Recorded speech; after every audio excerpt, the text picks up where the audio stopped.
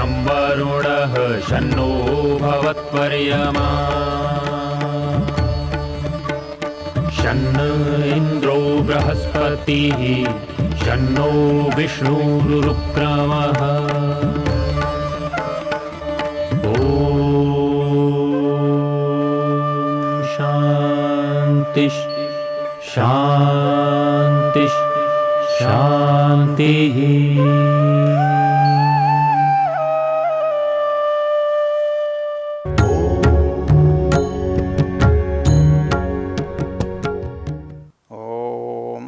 वातवाहि भेषजं विवातवाहि यद्रपः त्वं हि विश्वभेषजो देवानां दूत ईयसे।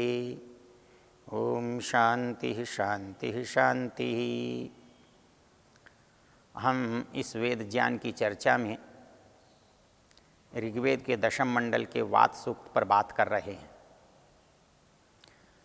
इसमें 7 मंत्र हैं और उसके 7 ही ऋषि हैं, एक एक मंत्र का एक एक ऋषि है, लेकिन 7 मंत्रों के देवता विश्व देवाः हैं। अर्थात वो विषय, वो बताने वाले, वो ज्ञान जो इन 7 मंत्रों में हमारे काम का है वो बताया गया है, इसलिए ये विश्व देवा है। इसमें जल है, वायु है, मन है, शरीर है, इनके द्वारा हम स्वास्थ्य के लिए क्या क्या कर सकते हैं, अपने मानसिक और शारीरिक स्वास्थ्य को कैसे विकसित कर सकते हैं, अच्छा बना सकते हैं, इसकी चर्चा है। और इस चर्चा में वायु का प्रकरण चल रहा है और वायु में भी हम देख रहे हैं इस वायु को हम अपने अंदर कैसे लेते हैं। तो उसको विशेष रूप से लेने के लिए एक विधान किया है जिसको हम प्राणायाम कहते हैं। ये उपासना का भी अंग है और ये व्यायाम का भी अंग है। प्राणायाम के द्वारा हम शरीर को भी पुष्ट करते हैं और प्राणायाम के द्वारा हम अपने मन बुद्धि इंद्रियों पर भी नियंत्रण करते हैं, अपने मन को भी नियंत्रित करते हैं। इसलिए प्राणायाम का विशेष रूप से उल्लेख मिलता है, इसलिए उसे योग का एक अंग बनाया गया है। हम अधिकांश में प्राणायाम का शारीरिक उपयोग देखते हैं, लेकिन प्राणायाम का मानसिक उपयोग जो है वो उपासना का विषय है। वो प्राणायाम की प्रक्रिया जो उपासना का अंग होती है, एक प्राणायाम की प्रक्रिया जो व्यायाम का अंग होती है। जब हम शरीर की इच्छा से, शरीर को ठीक रखने के विचार से जब हम वायु का उपयोग करते हैं, वो प्राणायाम करते हैं, तो वो व्यायाम का भाग है। और जब हम उपासना की दृष्टि से, इंद्रियों पर नियंत्रण करने की दृष्टि से, मन को एकाग्र करने की दृष्टि से प्राणायाम करते हैं, तब वो उपासना का अंग है। इसलिए जो प्राणायाम व्यायाम का अंग है उसको सब जानते हैं, सब करते हैं, किंतु जो प्राणायाम उपासना का अंग है वो प्राणायाम केवल योग दर्शन का प्राणायाम है। वो हठयोग का प्राणायाम शरीर से जुड़ा हुआ प्राणायाम है। उसके जितने भी प्राणायाम हैं वो शरीर को ठीक करने के लिए, लेकिन मन बुद्धि आत्मा से जुड़ा हुआ प्राणायाम वो योग दर्शनकार पतंजलि का प्राणायाम है। प्राणायाम की व्याख्या के बाद वो कहते हैं ततः क्षीयते प्रकाशावरणम। अर्थात प्राणायाम वो बात है, वो क्रिया है, वो अभ्यास है जिससे हमारा जो अज्ञान का आवरण है, ज्ञान के ऊपर ढकी हुई अज्ञान की परत है, वो परत जो है हट जाती है। ततः क्षीयते प्रकाशावरण। अंदर से जो प्रकाश आने वाला है, जो प्रकाश नित्य आता है, उस प्रकाश को जैसे बाहर सूर्य के प्रकाश को बादल ढक लेते हैं और जब तक बादल रहते हैं तब तक हमें सूर्य का प्रकाश दिखाई नहीं देता, सूर्य दिखाई नहीं देता। लेकिन जैसे ही बादल हट जाते हैं, हवा बादलों को हटा देती है, तो चमकता हुआ सूर्य हमारे सामने आ जाता है। तो जैसे हवा बाह्य जगत में बादलों को हटा करके सूर्य के प्रकाश को हमारे तक पहुंचा देती है, सूर्य का साक्षात करा देती है, वैसे ही हमारी ये वायु प्राणायाम के द्वारा हमारे बुद्धि के ऊपर जो आवरण है, मलिनता रूप मेघ हैं, इनको हटा देते हैं और हमारे अंदर ज्ञान का प्रकाश चमकने लगता है, दिखाई देने लगता है। इसलिए कहा ततः क्षीयते प्रकाशावर्णम। इसका लाभ क्या होता है? धारणा सूचे योग्यता मनसा, क्योंकि मन के अंदर एकाग्रता बढ़ती है, और मन के अंदर जब एकाग्रता बढ़ती है तो धारणा का अभ्यास बनता है। क्योंकि योग दर्शन में हम इस बात को देख चुके हैं कि प्राणायाम के बाद प्रत्याहार होता है, और प्रत्याहार के बाद धारणा है, धारणा के बाद ध्यान है, और अंतिम समाधि है। तो प्राणायाम करने से हमको योग्यता आती है, क्योंकि मन जब केंद्रित हो जाता है तो प्रत्याहार, धारणा, ध्यान, तीन चीज़ें जो हैं उनको हम कर पाते हैं। इसका विस्तार से विवेचन हम फिर करेंगे। यहाँ जो मुख्य बात है कि प्राण से होता क्या है, तो प्राण से प्रकाशावर्णम क्षीयते, हमारे ऊपर जो अज्ञान का पर्दा है वो हट जाता है, जल जाता है, समाप्त हो जाता है। तो इसलिए वो प्राणायाम करने के लिए यहाँ कहा गया कि भाई उसको करोगे कैसे? तो एक तो स्थान कैसा होना चाहिए, तो स्थान बता दिया कि कैसा होना चाहिए, और कहाँ करेंगे, कैसे बैठकर करेंगे, वो बता दिया कि भाई खुले में करेंगे, या अच्छे से अच्छा स्थान होगा उसमें करेंगे, नहीं अच्छा स्थान होगा तो कम अच्छे स्थान में करेंगे, जो मिलेगा उसमें करेंगे। और उससे बात क्या करेंगे? कहता है कि यदि आप प्राणायाम करना चाहते हैं तो प्राणायाम से पूर्व जिसकी आपको सिद्धि करनी है उसको आसन कहते हैं। आसन को भी हम व्यायाम की दृष्टि से कर सकते हैं, करते हैं, और आसन को हम उपासना की दृष्टि से कर सकते हैं। हमको दो चीज़ों को अलग देखना होगा, अलग जानना होगा। हम व्यायाम का आसन करके उपासना की सिद्धि नहीं कर सकते, और उपासना का आसन व्यायाम के उद्देश्य से नहीं किया जाता। थोड़ा बहुत व्यायाम उससे हो सकता है, लेकिन व्यायाम का उद्देश्य मन में रखते हुए उपासना का आसन लगाएंगे तो व्यर्थ होगा, उतना लाभ नहीं होगा। इसलिए यहाँ आसन कैसा है? कहता है स्थिर सुखम आसन। जिस आसन में आप अधिक से अधिक देर तक बैठ सकें, सुखपूर्वक बैठ सकें, बिना चंचलता के, बिना क्रिया के, बिना हाथ पैर हिलाए, बिना आँख खोले, बिना मन को दौड़ाए, आप जितना एकाग्र भाव से, स्थिर भाव से बैठ सकते हैं, वो जो बैठना है वो आसन है। और इसकी न्यूनतम जो सिद्धि हमारे उपासक साधक लोग मानते हैं कि एक मनुष्य 1 घंटे से 3 घंटे तक जब बैठ लेता है, 1 घंटा बैठने से उपासना का प्रारंभ होता है। आप बिना हिले डुले, बिना कष्ट पाए, बिना चंचल चित्त हुए, आप यदि 1 घंटे तक एक आसन से बैठ सकते हैं, स्थिरता से सुखपूर्वक बैठ सकते हैं, तो आप आसन सिद्धि की ओर बढ़ते हैं। तो इसलिए यहाँ वो मत्स्यांग आसन और भुजंगासन की बात नहीं है, ये उपासना का आसन है, जो जिसके लक्षण है स्थिर और सुख, जिसको करने में कष्ट ना हो और जिसके देर तक बैठने की सुविधा। और ऐसा जब हो जाता है, ये होता कब है, ये सबसे रोचक चीज़ है।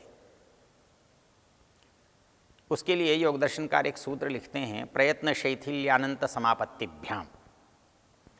मतलब जब आप अपने आसन को स्थिर और सुखकारक बनाना चाहते हैं तो उसकी पहली शर्त है प्रयत्न शैथिल्य,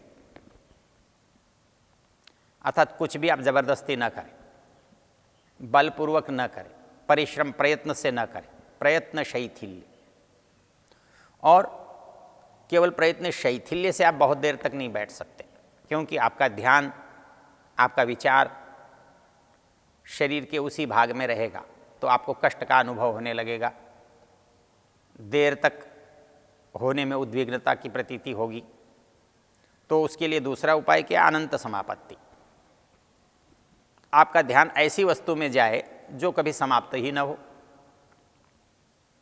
और संसार में केवल एक ही वस्तु ऐसी है जो समाप्त ही न हो और जिसमें मन कभी विचलित ही न होता हो।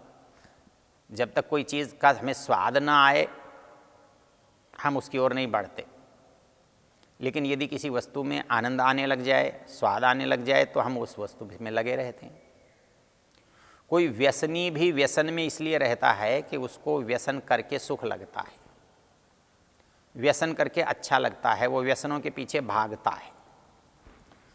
तो जब कोई चीज़ आपको अच्छी लगेगी तो आप उससे दूर कैसे जाएंगे? जब तक वो वस्तु बुरी न लगे, आपको दुखदाई न लगे, आपके लिए परिणाम घातक न दे, तब तक आप उससे छूटने की इच्छा नहीं करते।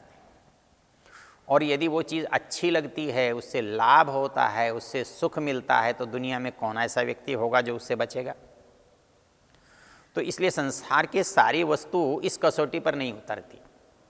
सुख तो मिलता है, लेकिन कुछ क्षणिक मिलता है, कुछ कीमत चुकाकर मिलता है, कुछ कष्ट उठाकर मिलता है, परिणाम में कुछ दुख पाकर मिलता है। लेकिन अनंत समापत्ति का जहाँ तक प्रश्न है कि उसमें आपका एक क्षण ध्यान लगा है तो सुखमय है, और 1000 क्षण लगा है तो भी सुखमय है। आपको वहाँ कहीं तृप्ति की, पूर्ति की, अनिच्छा की, अरुचि की कोई बात ही नहीं पैदा होती। और जब आपका ध्यान उस ओर होगा ही नहीं तो शरीर से आप बाहर होंगे। तो शरीर पड़ा है तो जैसा पड़ा है पड़ा रहेगा, आपको क्या अंतर पड़ता है? आपने उसे बैठा कर छोड़ दिया है तो बैठा रहेगा। तो ये कहता है प्रयत्न शैथिल्य अनंत समापत्तिभ्याम। जब आप आसन लगाते हैं तो पहली चीज़ है कि आप बलपूर्वक न करें, प्रयत्नपूर्वक न करें, ज़बरदस्ती न करें, और अपने ध्यान को परमेश्वर के साथ जोड़ दें। तो जैसे ही ये दो बातें हो जाएंगी, प्रयत्न शैथिल्य और अनंत समापत्ति, तब फिर आपको जो परेशानियां शरीर से जुड़ी हुई हैं वो अपने आप हट जाएंगी। वो द्वंद्वतो द्वंद्वाद द्वंद्वानभिघातः, जो द्वंद्व हैं, भूख, प्यास, गर्मी, सर्दी, इनका बोध आपका समाप्त हो जाएगा। शरीर की क्रियाएं जो स्वयं होती हैं उतनी ही होंगी, और किसी बल की, किसी प्रयत्न की आवश्यकता नहीं पड़ेगी, किसी ऊर्जा की अतिरिक्त आवश्यकता नहीं पड़ेगी। तो इसलिए अतिरिक्त ऊर्जा की जब आवश्यकता नहीं पड़ती तो बहुत कम, बहुत थोड़ी ऊर्जा से काम चल जाता है, और उतनी ऊर्जा हमें वायु से, प्राणवायु से, प्राणायाम से प्राप्त होती है। तो इसलिए कहा था तो द्वंद्वानभिघातः। तो ये जो प्राणायाम है उसकी जो शर्त है, उसकी जो अनिवार्यता है, जो उसका पीठिका है, पूर्व भूमि है, वो आसन है। और जब ये आसन हो जाता है तब वो कहता है कि तब प्राणायाम हो सकता है, क्योंकि सूत्र में जो पतंजलि ने शब्द लिखा है वो है तस्मिन् सति। तस्मिन् सति, अब ये पूर्वापर प्रसंग है। वाक्य का यदि अर्थ करोगे तो अर्थ बनेगा ऐसा हो जाने पर। इसका कोई स्वतंत्र अर्थ नहीं है। इतने वाक्य से आपको कोई अभिप्राय नहीं मिलेगा। यदि आपने इसके पीछे का, पहले का न पढ़ा हो और इसके बाद का न पढ़ा हो, तो बाद का पढ़ोगे तो पता लगेगा कि होगा क्या, और पहला पढ़ोगे तो लगेगा कि होगा कब। तो कब होगा? जब ऐसा हो जाएगा। तो ऐसा हो जाएगा, आसन सिद्ध हो जाएगा, आसन स्थिर हो जाएगा, आसन सुखपूर्वक लग जाएगा। ऐसा जब हो जाएगा, तस्मिन् सति, ऐसा हो जाने पर तो क्या होगा? वो आगे प्राणायाम है। अर्थात हम प्राणायाम करना चाहें और करें और आसन न लगाएं, आसन को सिद्ध न करें, आसन को अनुकूल न बनाएं, तो वो प्राणायाम हमें उतना लाभ नहीं देगा। वो शारीरिक स्तर का लाभ देगा, वो हमारा जो आत्मिक और मानसिक स्तर का लाभ है उसको देने का सामर्थ्य उसमें नहीं है। और इसलिए जब आपका ध्यान हो ही नहीं, प्रयत्न शैथिल्य जब प्राणायाम की आवश्यकता बताई जाए, तब कोई क्रिया हाथ से बनती नहीं। क्यों? क्योंकि हाथ लगाते ही प्रयत्न होगा और प्रयत्न पूर्वक किया जाने वाला आसन उपासना का भाग नहीं है। तो उपासना का भाग जो आसन है या उपासना का भाग जो प्राणायाम है, उन दोनों में ही प्रयत्न शैथिल्य लागू होगा, उन दोनों में ही प्रयत्न शैथिल्य कारण होगा। तो ये प्रयत्न शैथिल्य होगा तो फिर कैसे काम होगा? तो मन से उसका नियंत्रण होगा। हमको कभी कभी एक आश्चर्य होता है कि हम मन से कैसे करेंगे, लेकिन आप कभी सोच कर देखो कि जो कुछ करते हो आप सिवाय मन के करते किससे हो? आपका मन हाथ उठाने का नहीं है तो क्या हाथ उठ जाएगा? यदि आपका मन अपनी जगह से उठकर कहीं जाने का नहीं है तो क्या पैर चले जाएंगे? आपका मन भोजन करने का नहीं है तो क्या आप भोजन खा लेंगे? तो जो कुछ आप करते हैं पहले वो मन करता है, और मन जब किसी साधन को काम में लेता है तब वो चीज़ करती है। हाथ से लेता है तो हाथ करता है, आँख से लेता है तो आँख करती है, कान से लेता है तो कान करता है, पैर से लेता है तो पैर करता है, वाणी से लेती है तो वाणी करती है। अर्थात इनकी जो क्रिया है वो होती तो मन से ही है। हम यदि हाथ से किसी शस्त्र को पकड़ रहे हैं, लगता तो हमें यह है कि हमने हाथ से शस्त्र को पकड़ा है, लेकिन पकड़ा तो मन से ही है, क्योंकि मन ने हाथ को चलाया, हाथ ने आगे की क्रिया की। तो मूल जो करता है वो इंद्रियों से जुड़ा हुआ मन है। अर्थात मन के बिना कोई क्रिया होती नहीं। तो जब मन से ही इंद्रियों के द्वारा क्रिया होती है तो श्वास प्रश्वास भी उस शरीर का हिस्सा है, तो वो भी मन के द्वारा ही होना चाहिए। श्वास लें ये मन से है, श्वास न लें ये भी मन से हो। श्वास हम एक नासिका से लें ये भी मन से हो, और दोनों से लें ये भी मन से हो।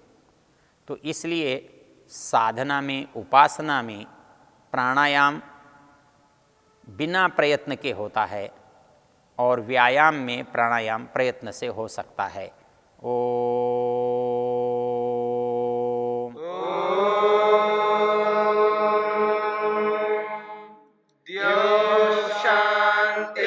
शांतिरंतरिक्षं शांतिर्पृथिवी शांतिरापः शांतिरोषधयः शांतिः वनस्पतयः शांतिर्विश्वे देवा शांतिर्ब्रह्म शांति सर्वं शांति शांतिरेव शांति शाम